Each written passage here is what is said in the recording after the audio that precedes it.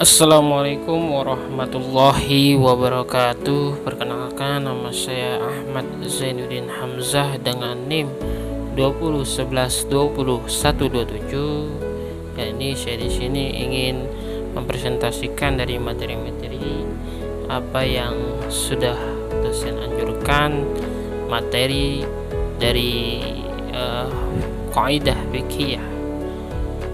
Yang pertama yaitu adalah sejarah perkembangan dan pembentukan kaidah fikih. Sebelum kita berlanjut kepada sejarah perkembangan dan pembentukan kaidah fikih, kita mempelajari atau kita menjelaskan apa itu kaidah fikih. Kaidah fikih adalah ilmu yang mempelajari tentang kaidah dari fikih. Nah, kaidah fikih itu berbagai macam. Salah satunya adalah al-yakin la yazulu bisyak. Dari kata itu adalah sebuah kaidah fikih. Salah satunya al-yakin la yazulu bisyak, sesuatu yang meyakinkan tidak dapat hilang hanya dengan keraguan. Kita lanjut kepada fase pertumbuhan dan pembentukan. Pada masa pertumbuhan dan pembentukan berlangsung selama 3 abad lebih, dari zaman kerasulan hingga abad ke-3 Hijriah. Periode ini dari segi fase sejarah hukum Islam dapat dibagi menjadi 3 zaman. Yang pertama, pada zaman Rasulullah, beberapa sabda Nabi Shallallahu Alaihi Wasallam yang dianggap sebagai kaidah fikih, yaitu al-khuruj bil doman, hak menerima hasil karena harus menanggung kerugian. Yang kedua, al-ajma'u jarruha jabarin, kerusakan yang dibuat oleh kehendak binatang sendiri tidak dikenakan ganti rugi dan lain-lain. Ibnu Taimiyah setelah menyampaikan hadis riwayat ahli sunan menyatakan dengan hadis Jami' al-Kalam, Nabi Muhammad SAW menjelaskan bahwa segala sesuatu yang dapat menghilangkan dan merusakkan akal adalah haram. Nabi tidak membeda-bedakan jenis, apakah benda tersebut berjenis makanan atau minuman. Ini adalah ketetapan Nabi Muhammad SAW, yaitu hukum minuman yang memabukkan adalah haram. Yang kedua adalah pada zaman sahabat. Sahabat berjasa dalam ilmu kaidah fikih karena turut serta membentuk kaidah fikih. Para sahabat dapat membentuk kaidah fikih karena 2 keutamaan, yaitu mereka adalah murid Rasulullah SAW dan mereka tahu situasi yang menjadi turunnya wahyu, dan terkadang wahyu turun berkenan dengan mereka. Yang ketiga adalah zaman tabi'in dan tabi'in selama 250 tahun. Di antara ulama yang mengembangkan kaidah fikih pada generasi tabi'in, Abu Yusuf Yaqub ibn Ibrahim. Karyanya yang terkenal kitab Al-Kharaj, kaidah yang disusun adalah harta setiap yang meninggal yang tidak memiliki ahli waris diserahkan ke Baitul Mal. Kaidah tersebut berkenan dengan pembagian harta pusaka Baitul Mal sebagai salah satu lembaga ekonomi umat Islam dapat menerima harta peninggalan tirkah atau mauruts apabila yang meninggal dunia tidak memiliki ahli waris.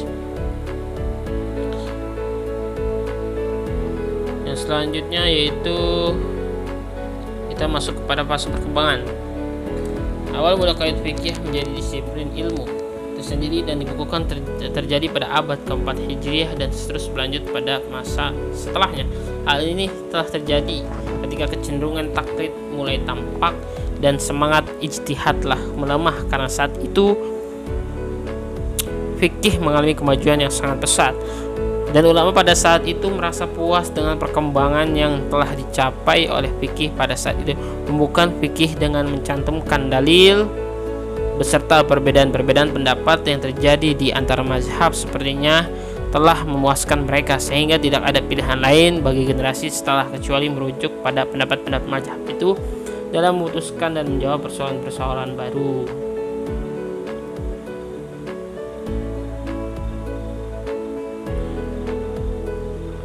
Lanjut kepada fase kematangan dan pencempurnaan. Abad 10 Hijriah dianggap sebagai periode kesempurnaan kaidah fikih. Meskipun demikian, tidak berarti tidak ada lagi perbaikan-perbaikan kaidah fikih pada zaman sesudahnya. Salah satu kaidah yang disempurnakan pada abad 13 Hijriah adalah seorang tidak dibolehkan mengolah harta orang lain kecuali ada izin dari pemiliknya. Kaidah tersebut disempurnakan dengan mengubah kata idnih menjadi izin. Oleh karena itu, kaidah fikih tersebut adalah seseorang tidak diperbolehkan mengolah harta orang lain tanpa izin. Pengkodifikasian qawaid fikih mencapai puncaknya ketika disusun Mujallat al-Ahkam al-Adliyah oleh fuqaha pada masa Sultan Al-Ghazi Abdul Aziz Khan Al-Utsmani. Pada akhir abad 13 Hijriah, Mujallat al-Ahkam al-Adliyah ini menjadi rujukan lembaga-lembaga peradilan pada masa itu. Dan sekarang berlanjut kepada materi selanjutnya dengan judul kebijakan seorang pemimpin kepada rakyatnya terkandung kepada kemaslahatannya. Yang pertama yaitu kaidah kebijakan seorang pemimpin. Pemimpin merupakan sebuah keniscayaan dalam sebuah perkumpulan ataupun suatu badan, karena tanpa seorang pemimpin maka suatu perkumpulan tidak akan berjalan dengan baik. Hal ini juga ditegaskan oleh Nabi dalam salah satu hadisnya yang intinya bahwa tiap-tiap manusia itu memimpin dirinya sendiri dan dimintai pertanggungjawabannya. Begitu juga dengan seorang presiden ataupun khalifah menjadi pemimpin bagi rakyatnya dan akan dimintai pertanggungjawaban dari apa yang dipimpinnya. Hal ini dalam kaidah kebijakan seorang pemimpin dalam kepemimpinannya harus dilandasi dengan kemaslahatan. At-tasarruful imam ala ra'iyati manutan bil maslahati.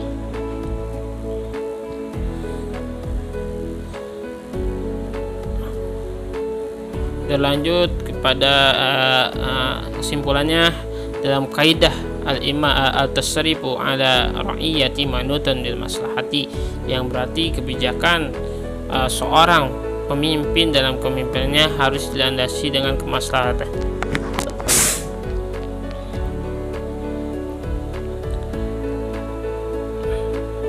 Penjelasan kesimpulan dari makalah ini adalah menyangkut bidang pemerintah dan kebijaksanaan dalam hubungan dengan rakyat, sehingga setiap tindakan atau kebijaksanaan yang menyangkut dan mengenai hak-hak rakyat harus dikaitkan dengan kemaslahatan rakyat banyak dan ditunjukkan untuk mendatangkan suatu kemaslahatan. Perbuatan penguasa yang hanya mengikuti hanya hawa nafsu serta kesenangan sendiri dan tidak membawa kebaikan pada rakyat itu sangat tidak dibenarkan. Salah satu contoh dari hadis ini adalah ketika imam membagi zakat terhadap beberapa asnaf, maka diharamkan memberi kelebihan kepada salah satu asnaf jika kebutuhannya sama. Ditinjau dari al-maqsad asy-syariah, maka kemaslahatan terbagi menjadi 3 bagian, yaitu al-maslahah daruriyah, terdiri dari hifzu ad-din, hifzu an-nafas, hifzu al-aqal, hifzu an-nasal, dan hifzu al-amal. Maslahatan yang kedua adalah maslahah hajiyah, dan yang ketiga adalah maslahah tahsiniyah. Kita lanjut kepada materi ketiga, yaitu makalah dari kelompok 2 yang berjudul korupsi.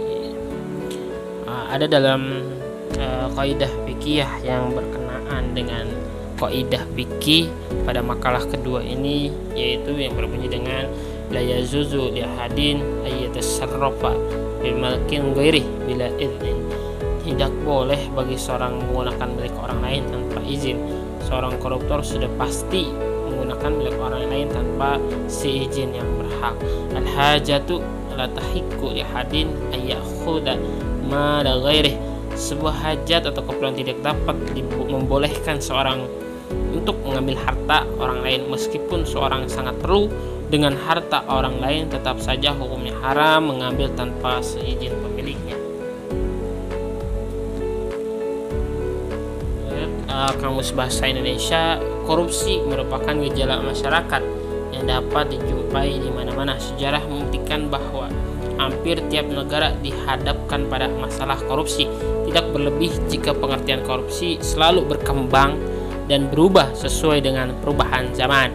Korupsi berasal dari kata Latin corruptio atau corruptus yang berarti kerusakan keburukan, kebejatan, ketidakjujuran, dan dapat disuap dan tidak bermoral kesucian.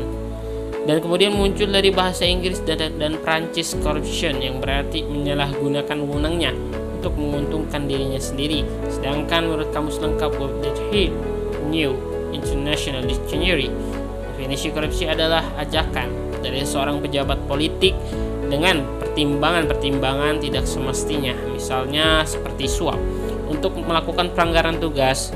Dalam Kamus Umum Bahasa Indonesia oleh Pius Portanto dan M. Dahlan Al-Bahri, korupsi dirumuskan sebagai perbuatan yang buruk seperti kecurangan, penyelewengan, menyalahgunakan jabatan, kepentingan diri, dan mudah disuap. Dan kesimpulan dari makalah ini kita bisa disimpulkan dalam kaidah fikih merupakan kaidah dasar bersifat global yang dapat diaplikasikan pada kasus-kasus fikih lain.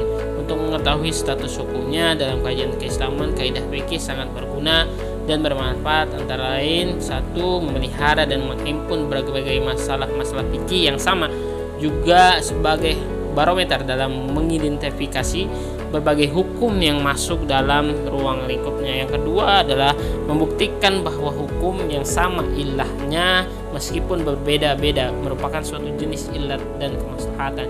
Dan 3. Menjadikan seorang betul-betul dapat mendalami ilmu fikih dan mampu menganalisis berbagai masalah aktual, kemudian dapat mencantumkan hukum asas masalah tersebut. Yang keempat, membantu dalam menerapkan hukum atas berbagai masalah baru yang berkaitan dengan mudah dan praktis. Yang kelima, kaidah fikih membantu dalam menghafal masalah-masalah fikih yang luas secara komprehensif dengan cukup memperhatikan kaidah dasarnya. Sekian dari materi ketiga. Materi selanjutnya yaitu materi keempat, ya, tentang ini sudah masuk kepada kaidah fikih, yaitu al-umuru bimaqasidiha, segala perkara tergantung kepada niatnya.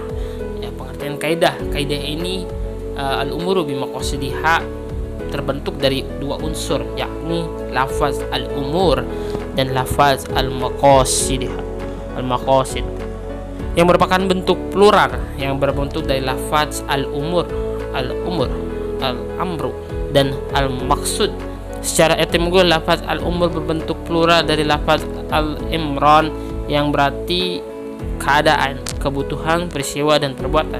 Jadi dalam bab ini lafaz al-umuru bimaqasidiha diartikan sebagai perbuatan dari salah satu anggota.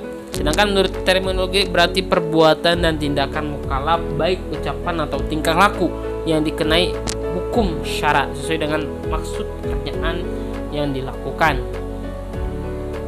Kaidah ini memiliki arti bahwa setiap perbuatan yang dilakukan tergantung pada niatnya yang muncul.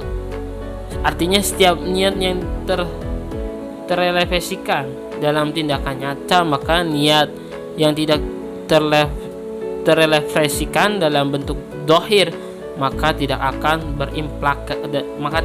berimplikasi pada wujud syara. Dari penjelasan di atas dapat disimpulkan bahwa fungsi niat adalah untuk membedakan antara ibadah dan adat kebiasaan. Yang kedua, untuk membedakan kualitas perbuatan, baik kebaikan ataupun kejahatan. Yang ketiga, untuk menentukan sah tidaknya suatu perbuatan ibadah tertentu serta membedakan yang wajib dan yang sunnah. Niat dalam Fath al-Bari karya Ibnu Hajar al-Asqalani sebutkan dalam hadis innamal a'malu binniyat, terdapat kata niat yang sebagian redaksinya menggunakan kata benda tunggal singular atau mufrad an-niyah, tidak dengan redaksi an-niyat kata benda jamak plural. Maka layak sekali bila dalam redaksi ini menggunakan kata benda tunggal, karena pekerjaan hati dalam ibadah memang hanya satu, yaitu niat. Kita lanjut ke materi terakhir, yaitu al-yaqin la yuzal bisyak, sesuatu yang meyakinkan tidak dapat hilang hanya dengan keraguan. Makna kaidah ini adalah bahwa sesuatu perkara yang diyakini telah terjadi tidak bisa dihilangkan kecuali dengan dalil yang pasti dan meyakinkan. Dengan kata lain, tidak bisa dihilangkan hanya dengan sebuah keraguan. Demikian pula sebaliknya, suatu perkara yang diyakini belum terjadi maka tidak bisa dihukumi telah terjadi kecuali dengan dalil yang meyakinkan pula. Dalil kaidah diantaranya adalah hadis Rasulullah SAW. Artinya, apabila salah seorang dari kalian merasakan sesuatu dalam perutnya, kemudian dia kesulitan untuk memastikan apakah telah keluar sesuatu berupa seperti kentut atau belum, maka janganlah dia keluar masjid atau membatalkan sholatnya hingga dia mendengar suara atau mencium bau. Hadis riwayat Muslim. Contoh penerapan kaidah sebagaimana telah dijelaskan sebelumnya bahwa kaidah ini mencakup banyak sekali permasalahan syar'i. Sangat sulit untuk menyebutkan tiap permasalahan tersebut, cukup disebutkan sebagiannya saja. Sebagai contoh untuk memahami penerapan kaidah ini, satu, apabila seorang telah meyakini bahwa sebuah pakaian terkena najis, akan tetapi dia tidak tahu di bagian mana dari pakaian tersebut yang terkena najis, maka dia harus mencuci pakaian itu seluruhnya. Yang kedua, apabila ada seorang yang yakin bahwa dia telah berwudu, kemudian dia ragu apakah telah wudunya atau apakah telah batal wudunya ataukah belum, maka dia tidak perlu berwudu lagi. Yang terakhir, contoh terakhir, dan begitu pula sebaliknya, apabila seorang yang bahwa wudunya telah batal akan tetapi dia ragu apakah dia telah berwudu lagi atau belum, maka wajib baginya untuk berwudu lagi. Sekian materi yang saya sampaikan, kurang lebihnya mohon maaf apabila ada kekurangan atau kurang jelas, mohon dimaklumkan. Assalamualaikum warahmatullahi wabarakatuh.